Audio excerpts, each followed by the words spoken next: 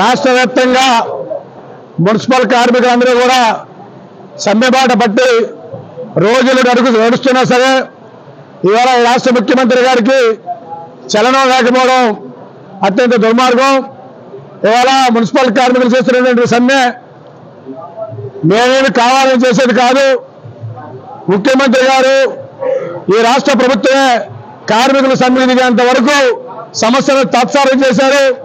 ఫలితంగా ఇవాళ అనివార్యంగా ఇవాళ ఏఐటీయూసీ ఇతర కార్మిక సంఘాలు జేఏసీగా ఏర్పడి ఇవాళ సమ్మెకి మేము సిద్ధమవడం జరిగింది. ఇప్పటికైనా ప్రభుత్వం చర్చల పేరుతో కార్యక్రమం చేయకుండా సత్వరమే మా న్యాయబద్ధమైనటువంటి సమస్యలను పరిష్కారం చేయాలని చెప్పి ఇవాళ విశాఖపట్నంలో వచ్చి ఆర్జేడీ గారు ఆ కార్యాలయం ముందు నిరసన కార్యక్రమాన్ని మొట్టటి కార్యక్రమాన్ని తెలియజేయడం చేస్తున్నాం. ఈ రోజు ముఖ్యమంత్రి గారు మేమేమి గొంతమ్మ కోరికలు కోరడంలే. ఎన్నికల సందర్భంలో ఓట్ల రాజకీయాల కోసం ముఖ్యమంత్రి గారు ఎన్నికల సందర్భంలో వాగ్దానాల వర్షం కురిపించి నమ్మించి వాళ్ళ నట్టేట ముంచినటువంటి ముఖ్యమంత్రి ఒకసారి పునరాలోచన చేయాలి. నువ్వు ప్రతిపక్ష నాయకులు ఉన్న సందర్భంలో ఆంధ్ర రాష్ట్ర అసెంబ్లీ బలంలో గుద్దుబడి చెప్పావు.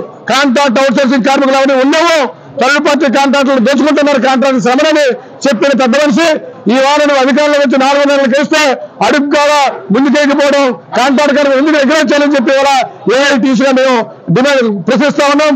ముఖ్యమంత్రి గారు సమాన పనికి సమాన వేతనం ఇస్తామని చెప్పినటువంటిది మీరే కదా అని మేము అడుగుతా ఉన్నాం.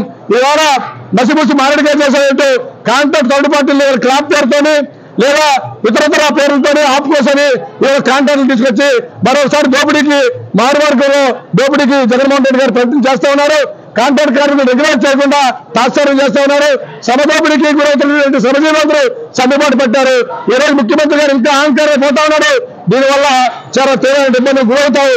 తప్పకుండా ఇవాళ జరుగుతున్నటువంటి ముఖ్యమంత్రి అహంకారానికి మున్సిపల్ కార్మికుల ఆత్మగౌరవ మధ్యగా పోరాటం సాగుతుంది. అంతిమంగా కార్మిక వర్గం సాధిస్తామని చెప్పి ఈ సందర్భంగా ముఖ్యమంత్రి తెలియజేస్తా ఉన్నాం.